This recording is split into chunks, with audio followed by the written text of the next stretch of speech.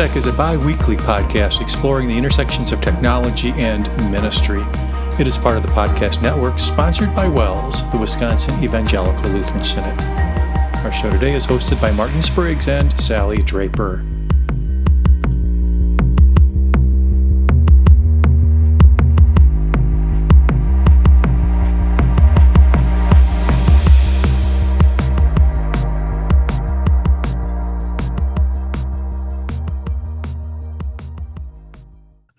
Welcome back to WELSTech, everybody. This is episode 768, and we're recording on January 22nd, 2026. That is a Thursday, and I am Martin Spriggs, and you've joined a show about technology and ministry and where those two happen to intersect.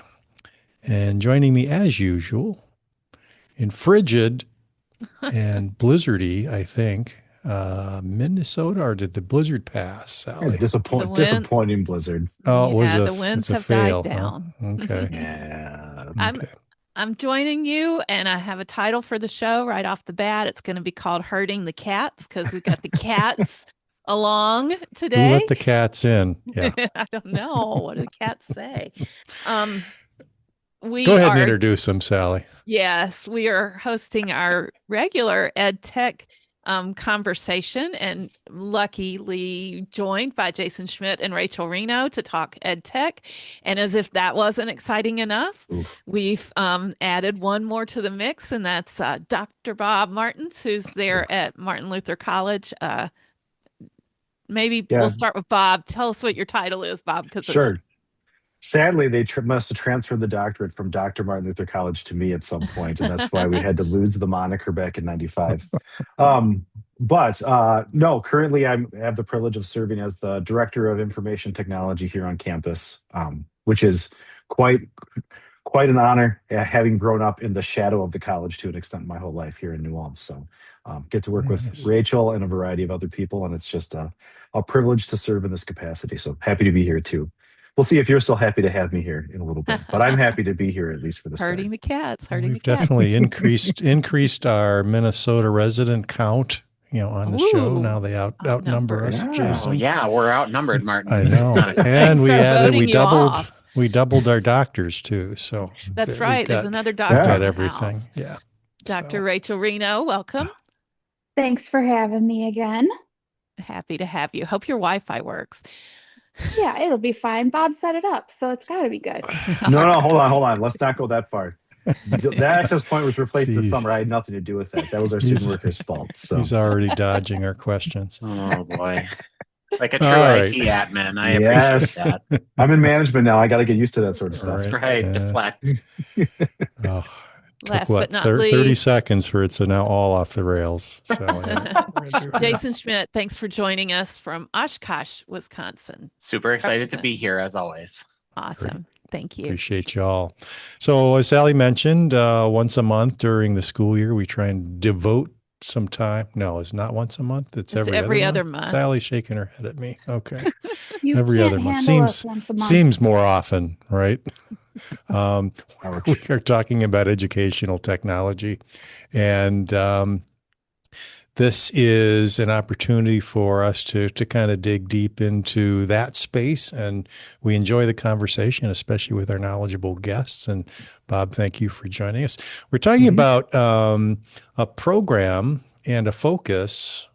I don't know if I'd call it a focus. It's important to certain people on the MLC campus that we provide technology leadership, or we provide or train for young men and women to go out, or those who are already in the field to ramp up their technology leadership skills.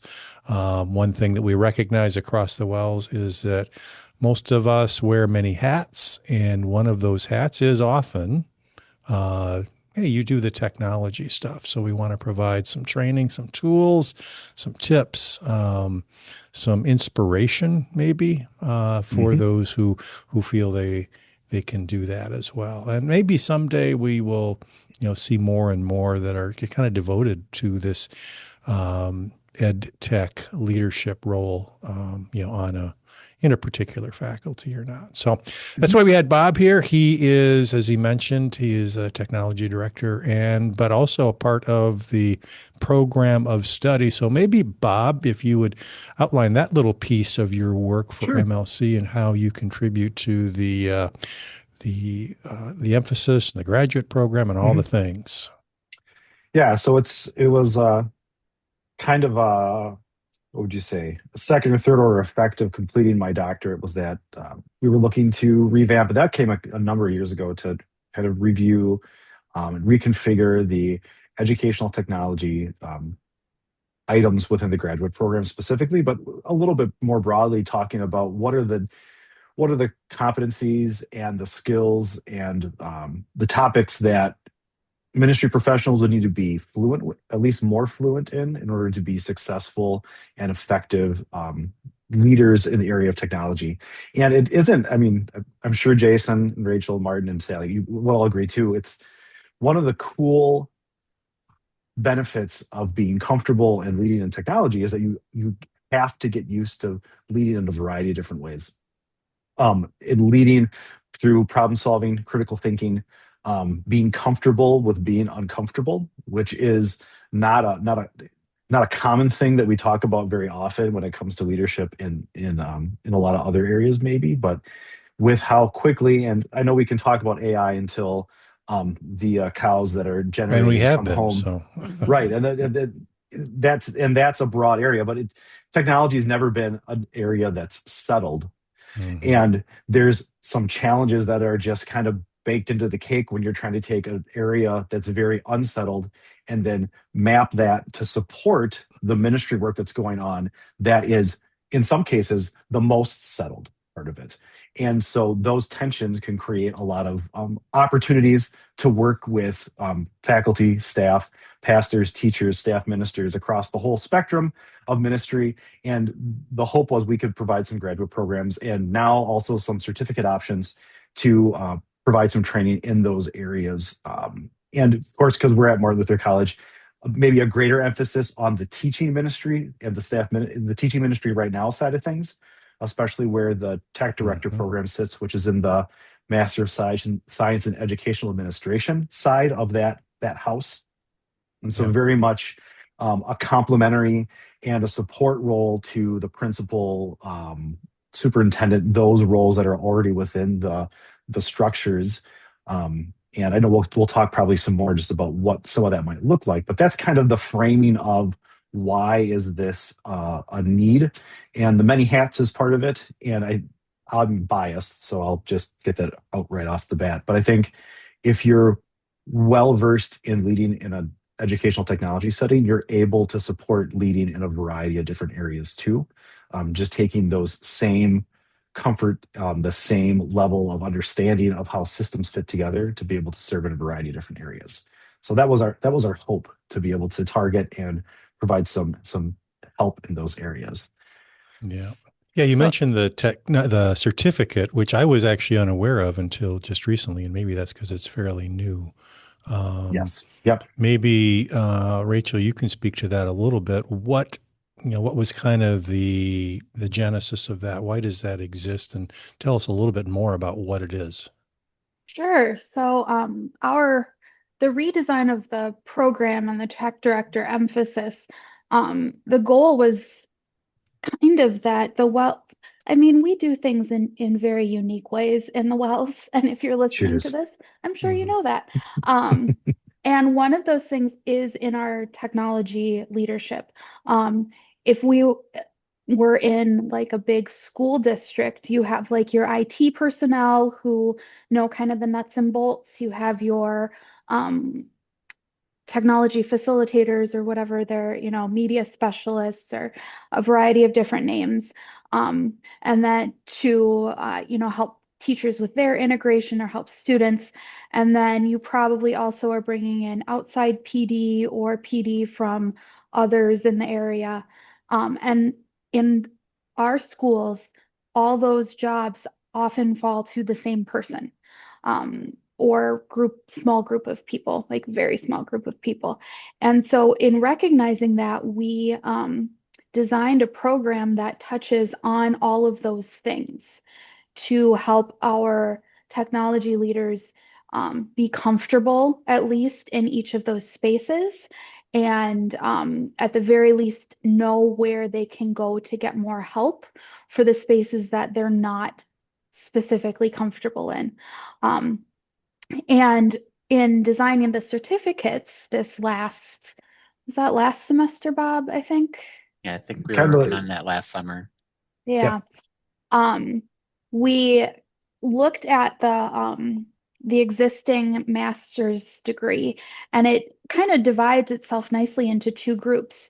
Um, More of the hardware and leading professional development-y type stuff, and then also the instructional technology type stuff. So we took those core courses, and I believe each certificate has three courses in it, one for leadership and one for instructional tech. And if you take those three, you will get a graduate level certificate in that area. And then you can kind of stack those on top of each other. And if you get both of those certificates, you are half, 2/3 of the way there yep. to your full master's degree. So it kind of provides some uh, maybe more attainable stepping stones for our super busy um, technology personnel, while still being able to have like a certificate, some sort of a actual, hey, I did this at the end to share with your faculty and school and such along the way.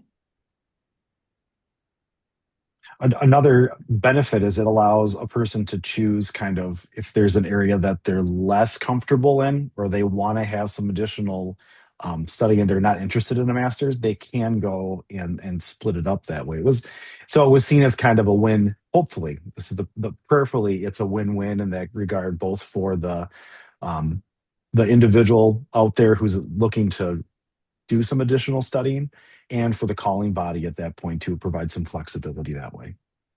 So, Bob, you've got a course on infrastructure. Tell us a little bit Yes. about what that looks like. Well, before I fell down the management rabbit hole, I was the campus's system and network administrator, and so I was the primary person responsible for all of the servers and networks, actually plural, here on campus. And as a college campus, we kind of liken it to a 24. We're an ISP basically, 24/7 ISP when students are on. So I really like this stuff, and that'll be evident in a little bit as well. Later on. But the course, we try to right size it. We talk about the basic infrastructure pieces you have to have in place, along with how can you plan for the future to make sure you're staying on top of changing technologies, changing needs. That's definitely become more evident over time. The war stories that I like to tell is when we got a little bit behind on the streaming video bandwagon here on campus, and the students came back from break once. Then all of a sudden, we have a huge increase in the amount of bandwidth that's being utilized during certain parts of the evening, and we had to make changes. So, how can you try to stay on top of those trends, and you can right size your infrastructure for what your ministry needs are? Because there are some things that are universal across the board. I think wireless is one of those things that if you don't have wireless in your ministry, you're going to be really hamstrung. And if Or but reliable or wireless. reliable. And I was just going to Right. say, and then within that space, if you've got the venerable one router in the back of a Mm-hmm. closet somewhere that you think is going to be serving your needs from a ministry aspect, um, it has to start with conversations at that point. And so we talk through what would those conversations look like, what sorts of things are we looking for, what are some of the challenges, especially for a lot of our ministries that are in, I will say. More experienced buildings, or have buildings that have been added on to multiple times. So what are some of the considerations along those lines, along with the basics of networking, and then hardware choices, what are available out there? How can you put together a plan? And I'm going to be working through later on this spring of a little bit of a revamp and rejiggering of the course to be a little bit more comprehensive that way as well, as we've modified things over time, just to help get the individual thinking about how do we position the conversations and the role of the technology person, whether you're a director or not. But if you're the person responsible for technology, how do we position those conversations to be as fruitful for the ministry and for the planning as possible, and not be at odds? Because it can be, whenever you start talking about budget or infrastructure or spending money on things or wanting to improve stuff, that can make the conversations be less than fruitful. So we try to cover a variety of different things that way. So I've gotten better at the budget part over the years. So still got room to grow, but we're getting there. I believe, and I've talked to a lot of teachers who have been kind of thrown into the technology coordinator, director, whatever role. And I think in almost every case, this has been their biggest fear. I don't know anything about networks or security or, procurement or I mean, I can set up my home router, but Spectrum did most of the work for that, and it's like, this is a scary thing. And if you don't get it right, everybody suffers, right? From a lot of different perspectives. So I can totally see why this is part of the certificate and part of the, the master's degree as well. Yeah, and that's exactly what this course was designed for. I remember in our first discussions about this course saying this needs to be, what would Rachel need to know about networking if she was going to be a tech director? Because I would have those same problems. I can set up a wireless network in my home, no problem. But anything else, I'm calling my dad. And so what would Rachel need to know to not have to call her dad if she were a tech director? And so we do cover things like vendor relationship management, and those sorts of things too, because in a lot of cases for our schools, it's a time sink, like technology improvements and infrastructure improvements. And I'm sure Jason can speak to this as well. You've got limited time, so you have to figure out what you can handle yourself, what you're comfortable with, and what things you've got to look to. The use of the term is outsourced, but what can you partner with other people? And that partnership can look like people in the congregation or supporters of the ministry at various times. But even that takes relationship management at that point too, because you never want to be left in a situation where you've created a dependency that you don't know how to work through it when things don't go the way you expect. So it's, I'll admit I'm a DIYer for the most part, so I do a lot of the technology pieces. And I know Rachel, when she first came here to MLC, was very relieved to hear that there was somebody who was going to be handling the network on campus. So that was like the start of one of our first conversations when she got here.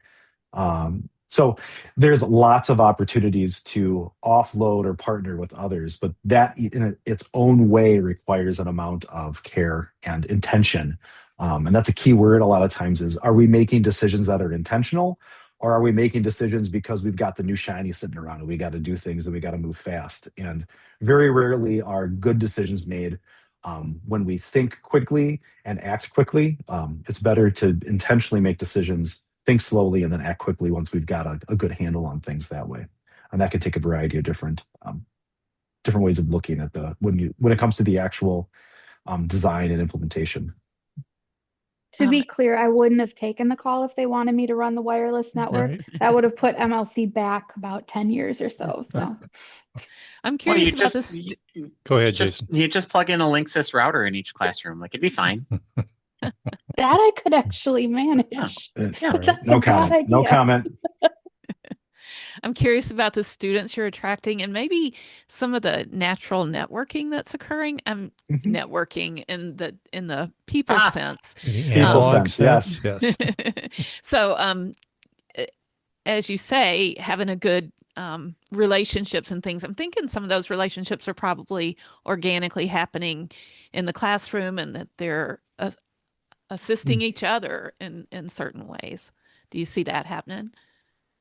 Yeah, it is. It is kind of cool. And I'll admit, I encourage some of that through the use of things like Google Chat Spaces and stuff for each one of the sections that we run, or for any of the courses. That's kind of something I've fallen into, and I enjoy that. But sharing experiences asking questions about how things would be handled in certain situations, what people have seen that work and what don't work. That's some of that natural just camaraderie that comes in. To be honest, it's probably a unique thing to Wells and MLC in that the downside is we have a very narrow demographic we're reaching into for a lot of these things. The benefit, though, is that we have a very narrow demographic that we're reaching into who have a lot of shared experiences already, as far as for a vast majority, they came to campus. They have experiences that have been here. In some cases, they've known each other from different things. They're going to the same teachers' conferences. They're going to the same leadership conference that was held in Chicago over the past few days. So having those shared experiences makes the sharing a lot easier than I do teach in other campuses, other courses. It can take some coaxing to get those things to happen, that natural networking.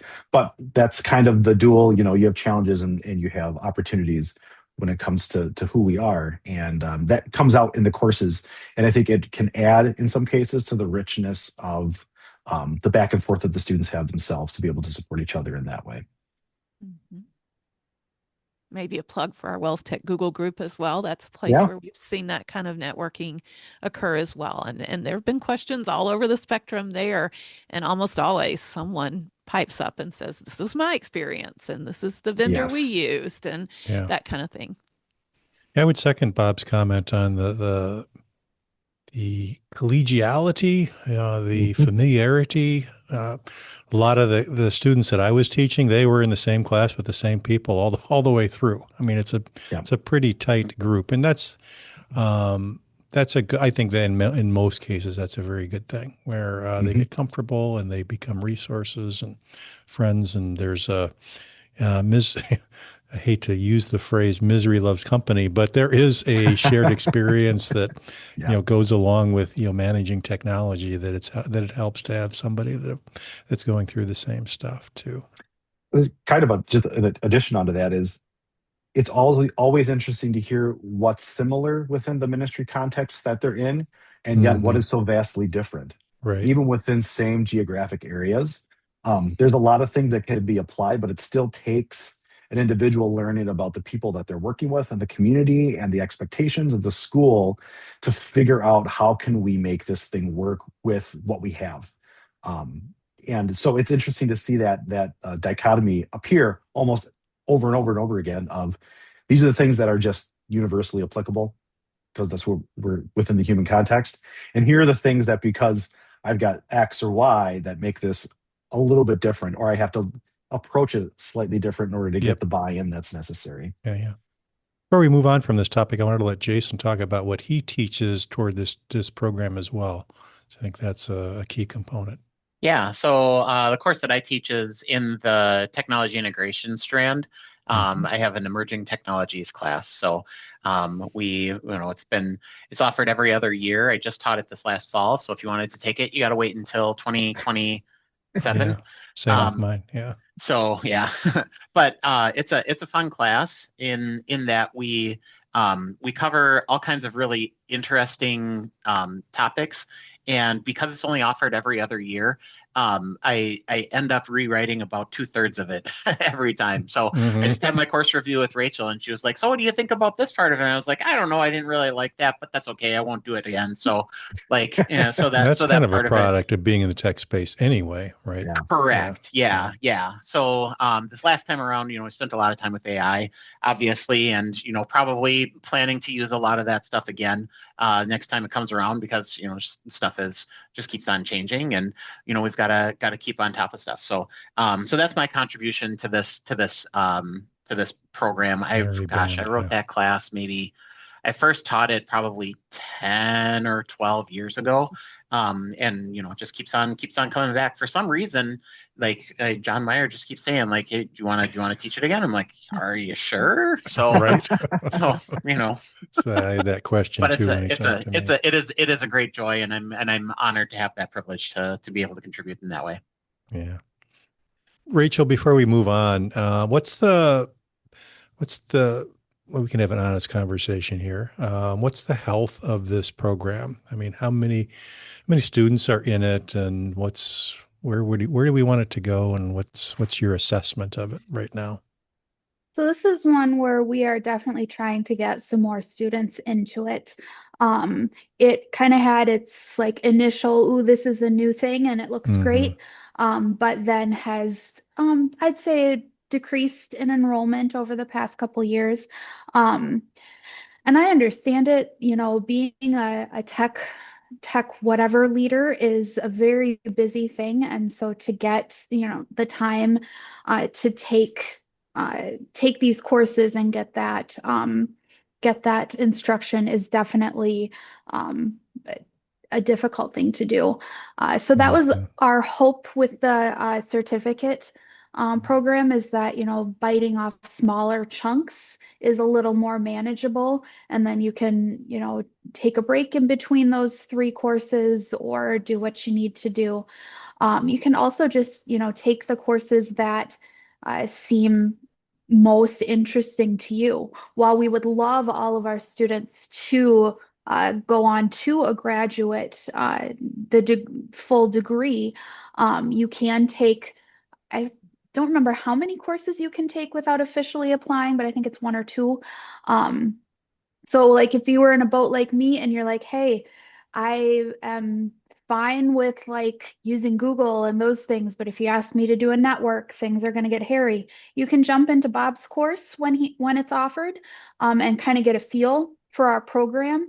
And I think what you'll find is, I mean, you're looking at for the instructors right here, but our other instructors too, are just people with a big heart for ministry who want to help our existing tech directors and leaders just make the best use of their time, make connections with each other, have access to the best resources, and really be able to form a tight-knit group of people supporting tech use around our synod.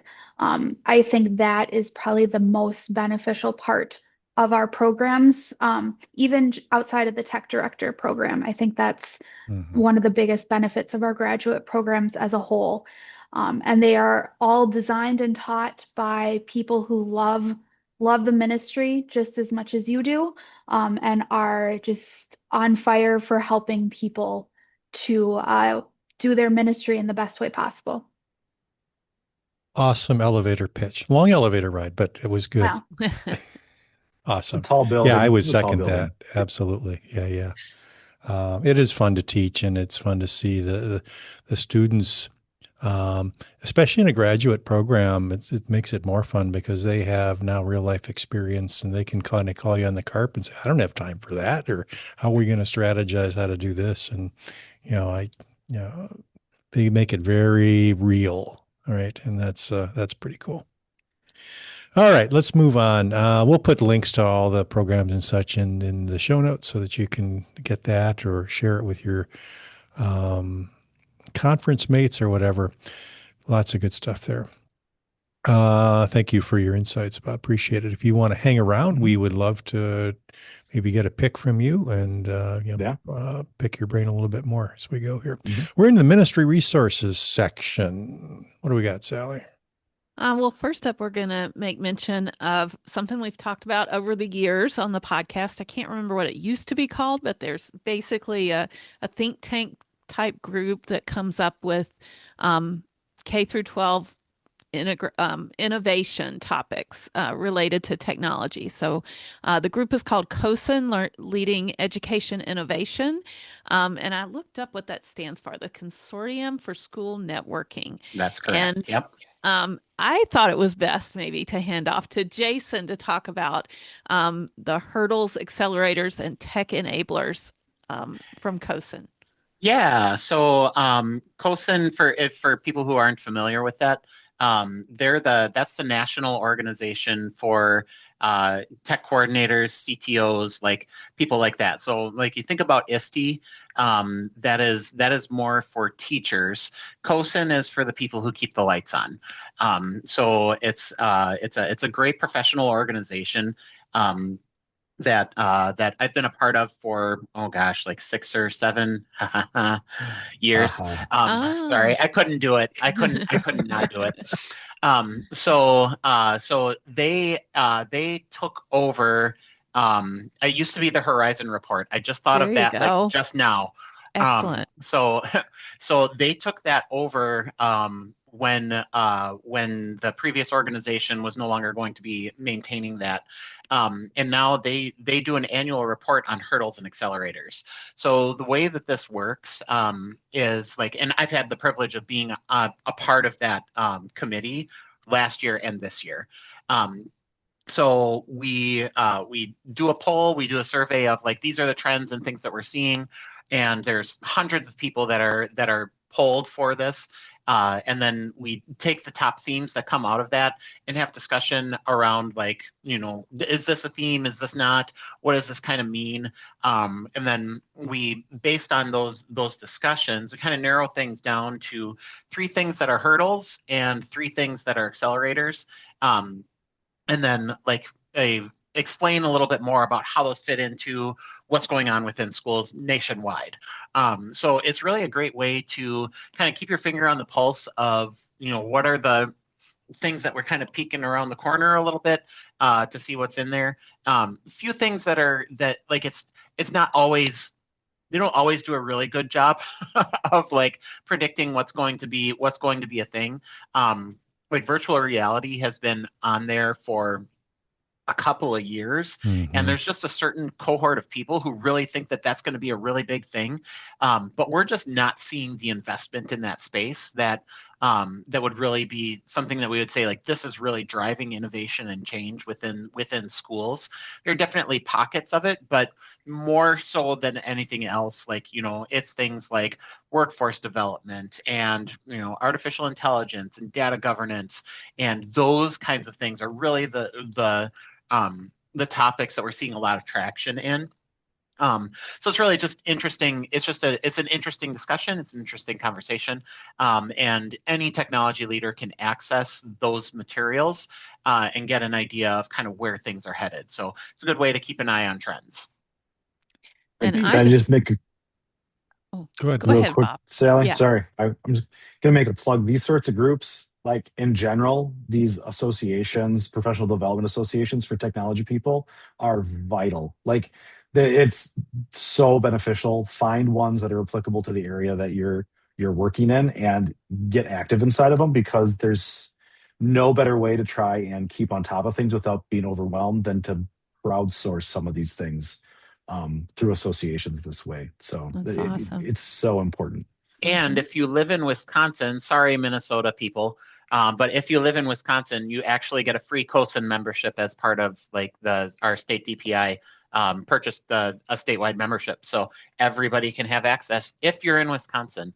So sorry, Bob, you're going to have to pay for your own membership. Is that in Wisconsin, Jason? I forget. It is Wisconsin. All right, yeah. good. Just making sure. Yeah, It's the good side. It's the good Yes. side of the Mississippi River. There you go. God's country. Yeah. God's country.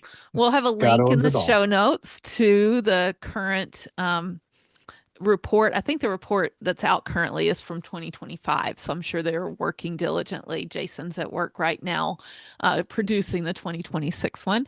Yep. But we'll have a link. And I actually use Notebook LM. And so I'm going to link to a couple of summaries that Notebook LM did for me, infographic, audio, and video. Pretty so impressive. I like it. like an overview or whatever, that might be a good place to start. Yeah, COSIN, accelerators, hurdles, and tech enablers. So good stuff. Good. Yeah. Thanks for your work there, Jason. I threw another one in here, Sally. We mentioned the Wells National Conference on Lutheran Leadership, which I just got back from. Was ended yesterday. So we were down in Chicago Monday, Tuesday, Wednesday, and I had a breakout group called Screens and Souls. So I thought I would share the presentation that I had there in a couple of breakouts that I did. Really awesome time and great conversations. Kind of revealing there were a lot of students at this leadership conference. They invited participation from college and high school students from across the Synod. They had I think probably 500-600 students, as part of the audience, and a number of them attended my session, which was nice because we really got their take on things like attention span and what the internet is doing to their brains, and what screens are doing to their lives. And so we had some great conversations about that. I took a little bit different tack to this presentation.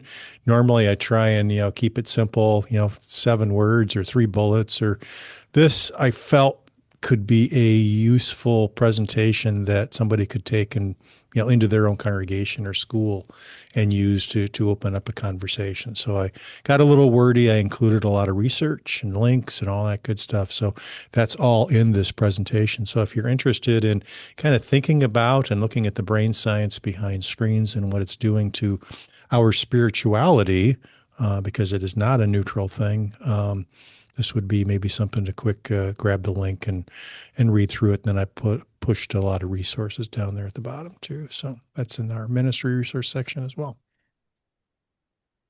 All right, Awesome, let's move Martin. on to our picks of the week. And Bob, I think you have something you'd like to share with us. So we'll let our guest go first. And this looks pretty geeky because I have no idea what this is, just looking at the title and the show notes there.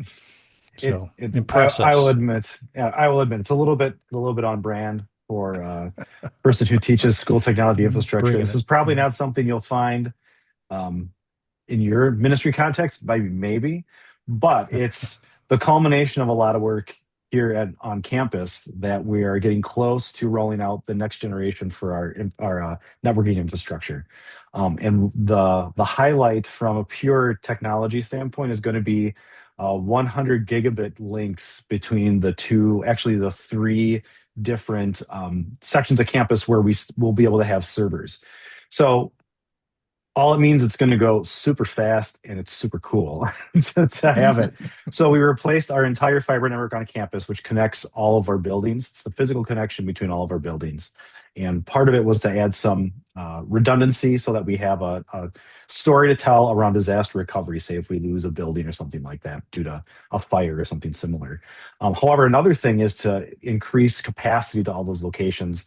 And these connections between we call them our server spaces on campus, will allow us to be able to have some redundancy that way, but maintain the required speeds to be able to serve the parts of campus effectively, no matter where that data is going to be coming from.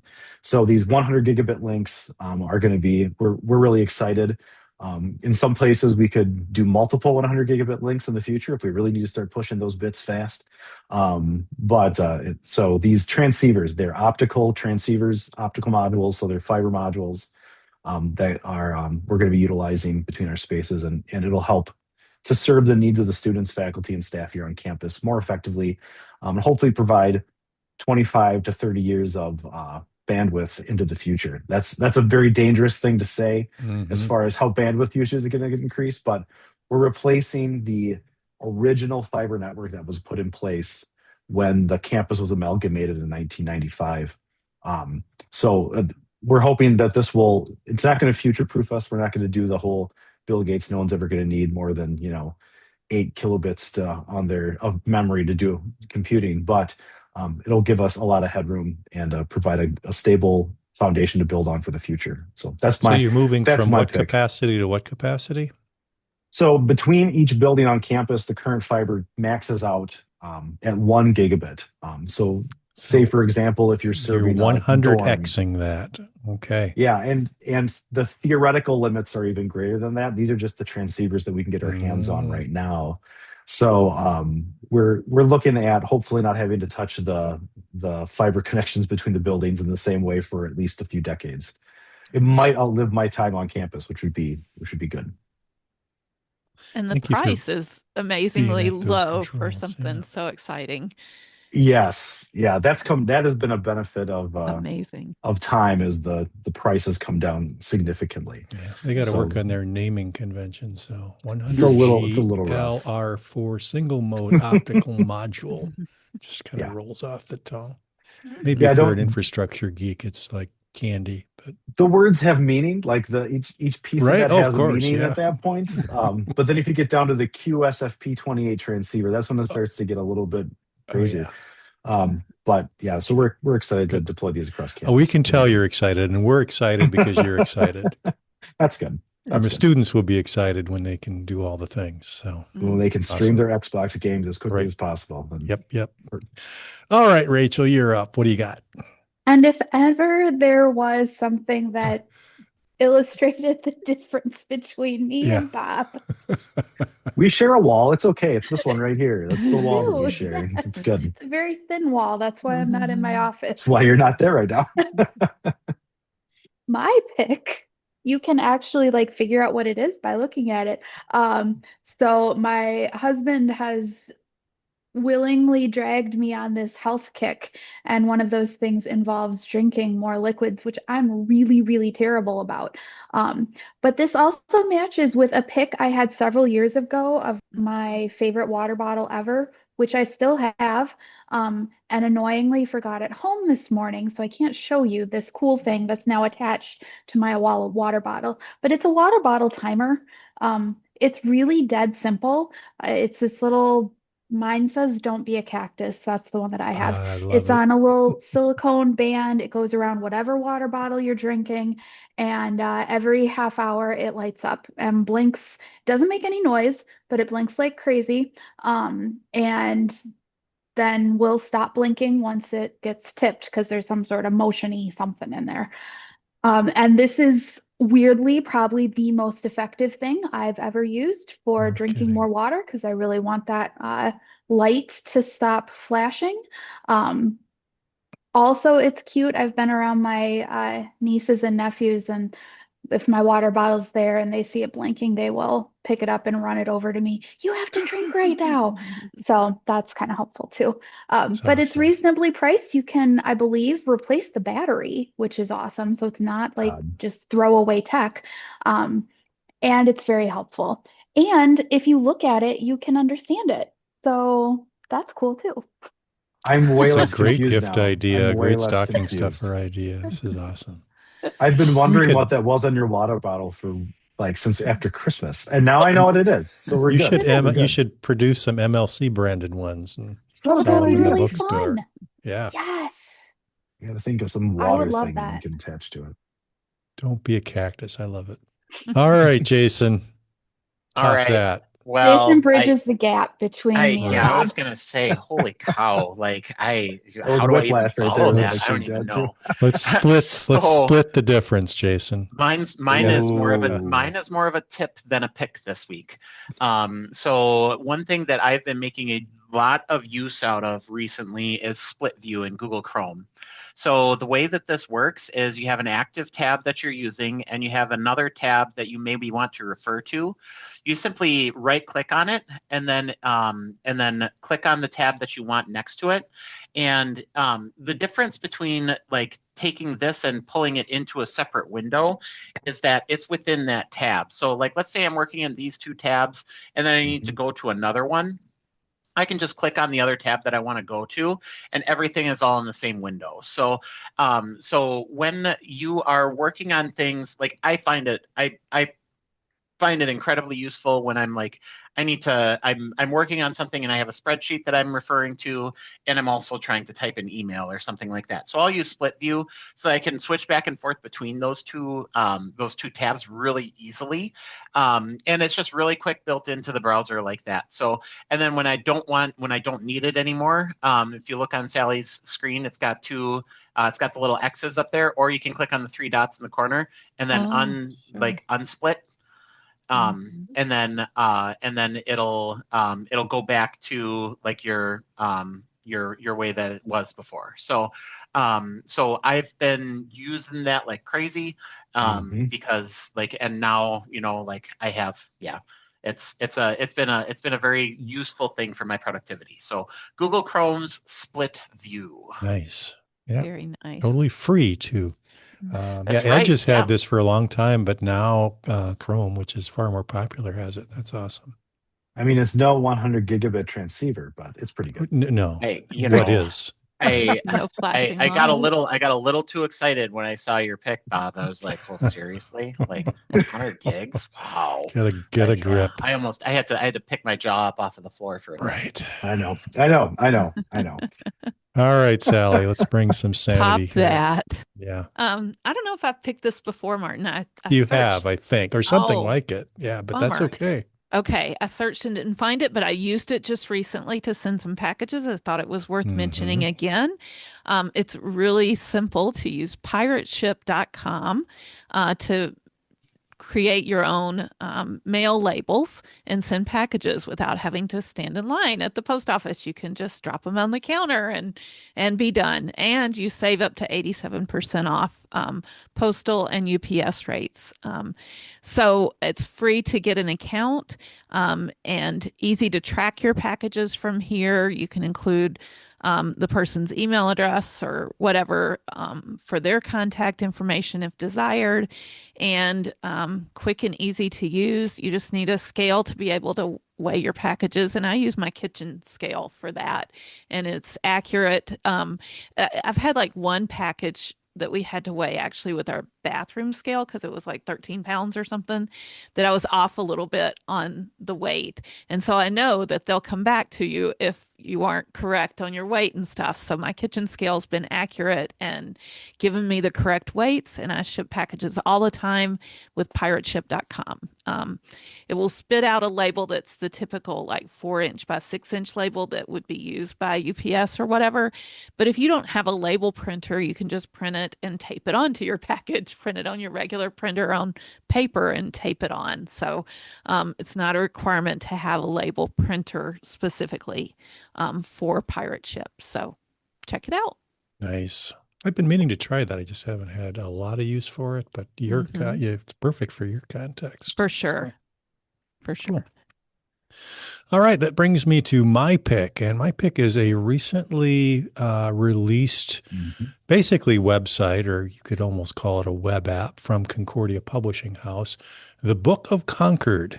Um, This is a compendium or a collection of all of the confessional writings that make up our Lutheran church body. In fact, when a pastor is ordained, he agrees that he believes and teach and will teach all the things in the Book of Concord. So you have things like the small catechism, the large catechism, the formula of Concord, the small called articles, the apology to the Augsburg Confession and the Augsburg Confession, etc. So this is not a totally new work, obviously. So it's actually, if you read the about this, they have taken the translation from the Concordia Triglata. Triglata meaning three translations. So you've got the Latin, the German, and the English in three different columns. If you've ever looked at a Triglata, just ask your pastor. He probably has one on his shelf. But that the English translation in there is pretty stilty. It's very difficult. I find it pretty difficult. I think most people find it difficult to read. So what they've done is they've spruced the English translation up and then pumped it into a web app that makes it easy to grab and search, and it's in your pocket. So it's on one of those pages where I have my Bible app and other Bible study tools, and it is just a great resource to have. And your catechumens, is that what we call them? People in Mhm. catechism class. This is a great resource for them. Totally free. You just go to bookofconcord.cph.org, and there you have it. There's nothing more you really need to do. Put a shortcut on your phone or tablet or whatever, and it's right there for you. So I thought that was pretty cool that they released this, and maybe even why they hadn't done this before. But this is pretty neat. So updated the language, easier to read, and I think a nice addition to anybody's Bible study tools. Awesome. Great find. All right. Let's see. We have community news and feedback next. We do. Just a quick mention from teacher Michael Vlieger, who's at Risen Savior here in Mankato, Minnesota. He recently shared with the WELSTech Google group that Google is currently offering their educator certifications for free. Hmm. That's Google Certified Educators Level 1 and 2 exams, as well as the Gemini certified educator Oh, and I didn't know there was one of Gemini those. certified Okay. student certifications. And so he included a link. I'll put the link in the show notes to where you can learn more about the details and get enrolled if you're interested in Yeah. pursuing that. I think the Gemini one Cool. sounds Yeah, I really didn't know that existed. Jason, you are a certified Everything. individual. Yes. Yeah, certifiable. Uh-huh. Yeah. Yeah, so a Um, little bit of background information on this. The reason that those things are that they're free for right now is Google has again changed the format of those mm, certification exams. So the level 1 and level 2, if you go back like about 5 years ago, there was a practical exam that went along with it, and they eliminated that and made everything multiple choice. And now they've reintroduced that rigor. So there's multiple choice portion of it, but then there's also go into this instance and do this and set these things up and send this message and all of those kinds of things. So it's really if even if you're not like a power user of Google, this is a really good example of how technology rich assessment can be given, and done in such a way that is like that demonstrates practical knowledge. So mm, even if you're not necessarily worried about the certification itself, it's a really good example of an assessment, and how technology could be used to really cool. enhance the way that those are done. And the Gemini certification, I was one of the field testers of that. It's if you use Gemini, it's super easy. Like, 50 questions, multiple choice kind of a thing. But it definitely puts you into a position where like you can demonstrate that you know and understand how the tool works and everything. I would encourage everybody who's a Cool. user of anything like that. And the Gemini certification is always going to be free. So Yeah. you don't need to worry about a cost incurred with that. But definitely recommended and worth doing. And do you get a badge? Of course. Mhm. Badges, we That don't is the need no best part, stinking right? badges. Mhm. And Yeah, we if you talked are about that on a certified, show long ago. We're not going yeah. there again. Yeah. Oh, All that could right. be next time. Yeah, it could be, but all right. Thanks. Thanks, you guys. Really appreciate your feedback. And it's always good to have Rachel and Jason on. We threw Bob in the mix, and they all tend to get along nicely. So we enjoy the insights, and hopefully our listeners found some value there too. Sally, I don't know what we're doing next time. We've got some maybes and some what ifs, but we'll see. It'll be something on AI, I'm sure. There 'Cause will that's be been no what cats we're to doing. herd, No cats to herd. Yes. All right. unfortunately. We Yeah. heard it ourselves pretty well. Cats are on Yes. their own. Yeah. Most part. All right. Thanks, you guys. Blessings on your ministries. Appreciate your time. And we appreciate you listeners for tuning in. You have lots of choices to spend your time, and you decided to spend an hour with us, and we really appreciate that. So talk to you next time. Bye bye.